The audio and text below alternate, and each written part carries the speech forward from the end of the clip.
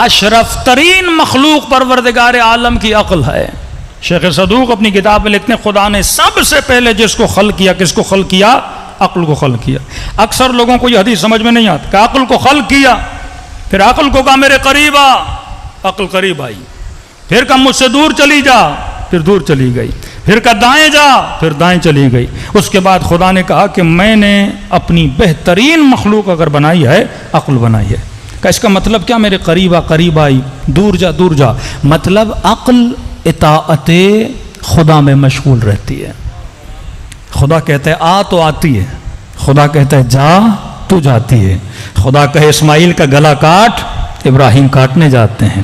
خدا کہے نمرود کی آگ میں کود جا، تو ابراہیم کود جاتے ہیں۔ یہ رضاً بالرضا کی منزل پہ ہوتے ہیں، اللہ کی مشیت، اللہ کی رضا کو دیکھتے ہوئے اپنی زندگی کو گزارتے ہیں۔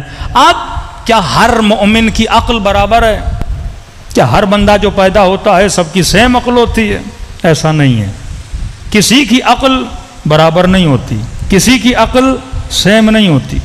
ایک ہی گھر میں ٹوئنس بچے پیدا ہوں، جڑوا بچے، ایک ہی باپ کا لقمہ کھائیں، ایک ہی باپ کی زیر نظر تربیت میں رہیں، لیکن جب دونوں بیٹے بڑے ہوتے ہیں، مثلا ایک کنجوس ہوتا ہے، ایک سخی ہوتا ہے، جڑوا بچے ایک گھر میں پلے، ایک لقمہ کھایا، ایک تربیت پائی، ایک ماں کا دودھ پیا، لیکن ایک بڑا کنجوس، ایک بڑا سخی۔ ایک بچہ سفرے کے قریب جائے گا، چیزیں اٹھائے گا اور سب کو تقسیم کرتا ہوا دے گا۔ دوسرا بچہ مر جاؤ اس کے ہاتھ سے کوئی چیز لے ہی نہیں پاؤ گے، اتنا روئے گا، اتنا روئے گا، آپ کو وہ چیز نہیں دے گا۔ تو پیدائش کے اعتبار سے ہر بندے کی عقل سیم نہیں ہوتی۔ لیکن ایک مثال دوں، آپ نے دیکھا ہوگا جب ریسنگ ہوتی ہے تو اس میں نمبرز ہوتے ہیں 1 2 3 4 5۔ وہ جو ریسنگ لائن ہوتی ہے وہ برابر نہیں ہوتی، کچھ آگے کچھ پیچھے۔ تو کبھی آپ نے سوچا یہ ناانصافی نہیں ہے کہ دوڑتے تو سب ایک ہی سیٹی پر ہیں، لیکن کچھ کے نمبر آگے کچھ کے نمبر پیچھے؟ تو جب ان ریسنگ والوں سے آپ پوچھیں گے، کہتے ہیں ہاں اسٹارٹنگ پوائنٹ الگ الگ ہے، پر ان کا فاصلہ اینڈنگ پوائنٹ سے برابر ہے، اس میں کوئی فاصلہ نہیں ہے۔ پیدا ہوتے ہوئے ہم سب کی عقلیں برابر نہیں ہوتی، لیکن انسان کی اینڈنگ کس طرح ہونی ہے اس میں ہم سب کیا ہیں؟ برابر ہیں۔ اس میں ہدایت کے اعتبار سے خدا نے سب کو کیا رکھا ہے؟ برابر رکھا ہے۔ اب عقل کا کام کیا ہے؟ عقل کا کام یہ ہے وجود انسان کو بیلنس کرے۔ انشاءاللہ ان 10 دنوں میں اگر فرصت ہوئی، ہم ساری مطالب تو بیان نہیں کر سکتے۔ میرے چھٹے امام جعفر صادق علیہ الصلوۃ والسلام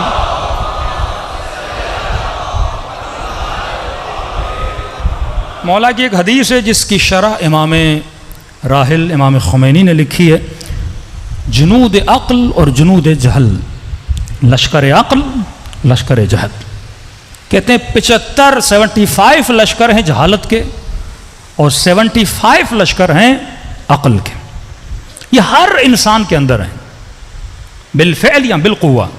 بچہ بچپن میں اگر حسود ہے، کنجوس ہے، تو یہ کنجوسی جہالت کے لشکریوں میں سے ایک لشکر ہے۔ اب اس نے بڑے ہو کر اس لشکر کو شکست دینی ہے اور اس کی جگہ پہ دوسرا لشکر، دوسرا سپاہی بٹھانا ہے جس کا نام کیا ہے؟ سخاوت ہے۔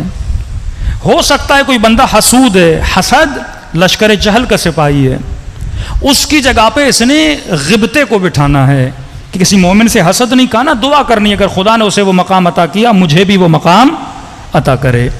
امام نے ایک ایک لشکر کا نام لیا کہ یہ ہر بندے کے وجود میں ہے، اور علی والے کو کوشش کرنی چاہیے کہ جہالت کے لشکر کو ختم کرے، عقل کے لشکری کو بٹھائے۔ اب اگر یہ 75 لشکر ہمارے وجود میں آ گئے تو ہم سلمان بن جائیں گے، ہم ابو ذر بن جائیں گے، ہم میثم تمار بن جائیں گے۔ ہم مجلسوں میں میثم کی تعریفیں کرتے ہیں، حبیب کی تعریفیں کرتے ہیں، پتہ تو چلے حبیب کیسے بنا، میثم کیسے بنا۔ جب تک مجالس پریکٹیکل نہیں ہوں گی، جب تک مجھے راہ و روش کا پتہ نہیں چلے گا، جب تک مجھے زندگی گزارنے کا سلیقہ پتہ نہیں چلے گا، میں اپنی زندگی میں خوش کیسے رہ سکتا ہوں؟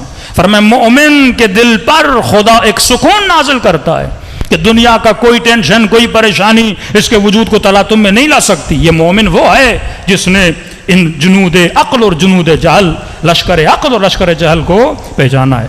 دوسری دلیل اس ٹاپک کو اختیار کرنے کی کہ آج جو ہمارے ملک کے حالات چل رہے ہیں، مکمل طور پر اس ملک پر جہالت کی حکومت ہے، عقل کی حکومت نہیں ہے۔ لوگ یہ سمجھتے ہیں کہ جہل کے مقابلے میں علم ہے، اللہ معصوم فرماتے ہیں نہیں، علم جہالت کے مقابلے میں نہیں ہے، علم کے عقل کے مقابلے میں جہل ہے، علم کے مقابلے میں جہل نہیں ہے، کیونکہ آپ کے معاشرے میں کئی ایسے عالم ہیں جو جاہل ہیں۔ جاہل اسے بولتے ہیں جس میں عقل نہیں، جاہل اسے نہیں بولتے جس میں علم نہیں۔ قاضی شرح صاحب علم ہے لیکن عقل ہے کہ نہیں؟ عقل نہیں ہے، مطلب جاہل ہے۔ معصوم کبھی اسے جاہل نہیں کہتے، جو بی اے پاس ہے، ایم اے پاس ہے، پی ایچ ڈی ہے، ڈاکٹر ہے، پروفیسر ہے، ہو سکتا ہے پروفیسروں پر جاہل ہو، تو دنیا جاہل اسے بولتی ہے جو ان پڑھ ہے، اہل بیت جاہل اسے بولتے ہیں جو بے عقل ہے۔ بتائیے کس چرسی، کس موالی کو نہیں پتا کہ نشہ نقصان دہ ہے؟ میں ایک انٹرویو دیکھا، اس چرسی سے پوچھ رہا ہے نشہ کو نقصان دہ ہے، کیوں پی رہے ہو؟ عقل نہیں ہے، جاہل ہے۔